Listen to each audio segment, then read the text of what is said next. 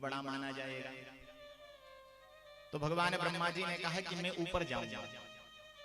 ब्रह्मा जी ऊपर गए और भगवान विष्णु को कहा आप नीचे जाओ।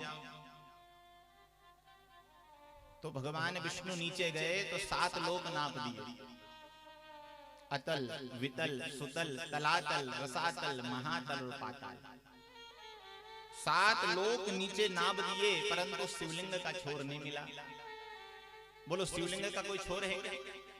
कोई सी भी देवी देवता की पूजन करते हैं तो स्वरूप होता है, उसमें आंख होती है, उसमें कान होता है, उसमें मुंह होता है, उसमें हाथ होते हैं, उसमें पैर होता है। दूसरे मंदिर में जाओगे तो सन्मुख बैठ करके पूजन करनी पड़ती है, पर शंकर जी के मंदिर में तो जिधर चाहो उधर बैठ जाओ। आगे सामने जगानी है तो बाजू में बैठ के जल चढ़ा दो, बाजू में जगानी है तो पीछे बैठ के चढ़ा दो। शिवलिंग का छोर नहीं मिला। ब्रह्मा जी ऊपर गए तो 7 लोक नाप दिए, भू भुव स्वः मह जनः तपः सत्य, 7 लोक में पहुंच गए, पर शिवलिंग का छोर नहीं मिला। तो वहां से 2 झूठे गवाह ले आए। गौ माता को बना लिया झूठा गवाह और केतकी के पुष्प, और जब ले करके आए इनसे कहा कि तुम चलो मेरी झूठी गवाही दे देना, बोल देना भगवान विष्णु से कि मैंने शिवलिंग का छोर देख लिया।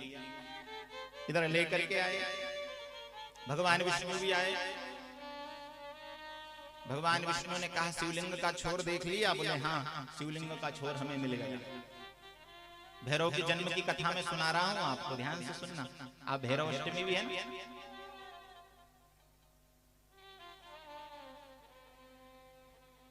तो भगवान ब्रह्मा जी से कहा विष्णु ने, बोले शिवलिंग का छोर मिल गया? तो ब्रह्मा जी ने कहा, बोले हाँ, हमें शिवलिंग का छोर मिल गया। शिवलिंग से आवाज आ गई कि ब्रह्मा झूठ बोल रहे हैं। ब्रह्मा जी ने कहा हम झूठ बोल रहे हैं, हमने गवाह लेके आए। गौ माता को आगे किया, बोले गौ माता बता, मैंने शिवलिंग का छोर देखा है कि नहीं देखा? गौ माता ने झूठ बोल दिया, बोले हाँ, ब्रह्मा जी ने शिवलिंग का छोर देख लिया है। शिवलिंग से आवाज आ गई, अरे गौ माता तू झूठ बोल रही है, जा मेरा श्राप है कि तेरा सारा शरीर पूजा जाएगा पर तेरा मुंह नहीं पूजा जाएगा। गाय का सारा शरीर हम पूजते हैं, पर गाय का मुंह कभी नहीं पूजते। गौ माता ने कहा मेरे ऊपर विश्वास नहीं है तो ये केतकी के पुष्प से पूछ ले। केतकी के पुष्प को आगे बढ़ाया तो केतकी के पुष्प ने भी कह दिया, बोले हाँ, ब्रह्मा जी ने शिवलिंग का छोर देख लिया। भगवान शंकर ने कहा केतकी तू झूठ बोल रहा है, जा मेरा श्राप है कि तू सब देवताओं के ऊपर चढ़ेगा पर शंकर के ऊपर कभी नहीं चढ़ेगा। तो मैया केतकी का जो पुष्प है वो शंकर जी के ऊपर हम कभी नहीं चढ़ाते। ब्रह्मा जी ने कहा नहीं नहीं, ये तो सत्य बोल रही है, जो शिवलिंग है ये झूठ बोल रही है। अब बोलो, भगवान महादेव को झूठा बना दिया ब्रह्मा जी ने। अब शंकर को सब चीज पसंद है पर एक चीज पसंद नहीं है। क्या संबोधन है शंकर का? सत्यम शिवम सुंदरम। भगवान महादेव को सत्य बड़ा प्रिय है। तो उसी समय उस शिवलिंग को फाड़ करके भगवान महादेव प्रकट हो गए। भगवान प्रकट होकर के महादेव कह रहे ब्रह्मा तू झूठ बोल रहा है। ब्रह्मा जी अभी भी कह रहे ये महादेव झूठ बोल रहे हैं। तो आज भगवान महादेव को क्रोध आया और अपने पैर के अंगूठे से, पैर का जो अंगूठा होता है ना, उससे नाखून तोड़ा है और नाखून को तोड़ करके जैसे ही जमीन पर फेंका और उसी समय उस भगवान महादेव के अंगूठे के जो नाखून था उससे काल भैरव प्रकट हो गए। बोले काल भैरव भगवान की। काल भैरव कहां से उत्पत्ति हुई है? भगवान महादेव के पैर का जो अंगूठे का नख होता है उससे भैरव की उत्पत्ति हुई। और आज भगवान शंकर ने कहा बोले भैरव जाओ, ब्रह्मा ने जिस मुख से झूठ बोला है ब्रह्मा का वो मुख काट दो। तो काल भैरव ने क्या किया? ब्रह्मा 5 मुखी थे पहले। कितने मुख के थे ब्रह्मा? 5 मुख के। पर आज काल भैरव ने ब्रह्मा जी का सिर काट दिया। अब ब्रह्मा जी का सिर काटा तो ब्रह्म हत्या लगी। तो ब्रह्म हत्या की मुक्ति के लिए काशी गए हैं। भैरव कहां विराजमान है? काशी का पुरादिनाथ काल भैरवम भजे। जब ब्रह्मा का सिर काटा तो ब्रह्म हत्या लगी, और उस ब्रह्म हत्या की मुक्ति के लिए काल भैरव काशी पहुंचे हैं, गंगा के तट पर। और गंगा के तट पर भगवान भोलेनाथ की अभिमुक्त नगरी काशी में उस ब्रह्म हत्या के लिए तप किया, और वहां पर वो ब्रह्म हत्या से मुक्त हुए। आप लोग गए काशी? गंगा स्नान नहीं किया? किया है।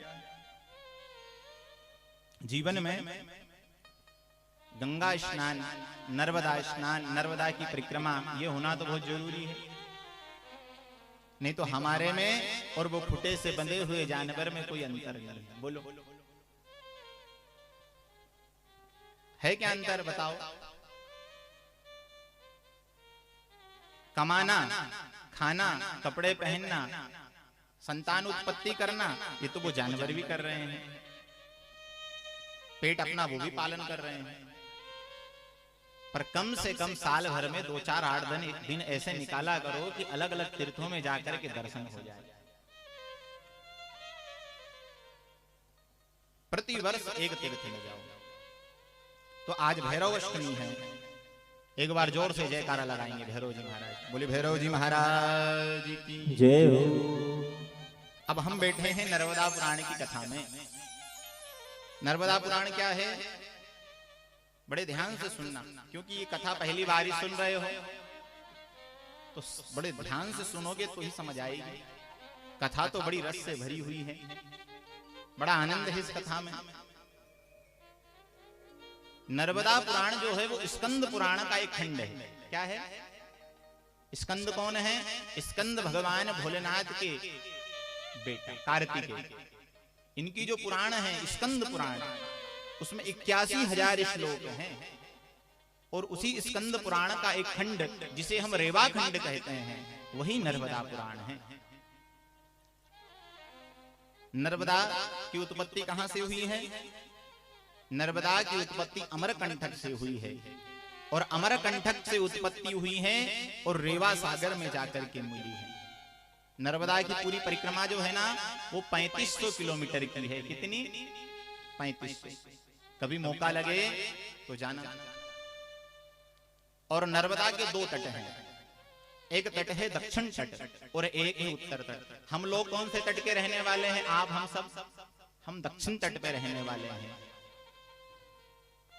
क्योंकि परिक्रमा जब भी आरंभ करी जाती है तो नर्मदा की परिक्रमा सदा दक्षिण तट से ही आरंभ करी जाती है।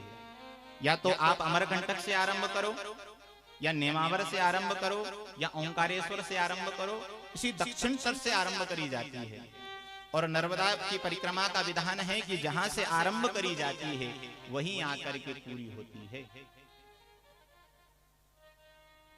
तो 3500 किलोमीटर की यात्रा, और नर्मदा के दोनों तट पर 1 करोड़ शिवलिंग विराजमान है। कितने? 1 करोड़ शिवलिंग। और ये जो पूरी कथा है ना, ये नर्मदा के तट पर शंकर की ही कथा है। कोई ऐसा जीव जंतु जानवर पशु पक्षी गंधर्व राक्षस किन्नर मनुष्य सब ने आकर के नर्मदा के तट पर तपस्या करी है। कोई ऐसा जीव नहीं रहा जिसने नर्मदा के तट पर तपस्या न करी हो। यहां पर गधी का भी उद्धार हुआ, यहां पर कुत्ते का भी उद्धार हुआ, यहां पर एक बंदरी का भी उद्धार हुआ। आगे सब कथाएं आई। तो नर्मदा के तट पर 1 करोड़ शिवलिंगों का वर्णन है। और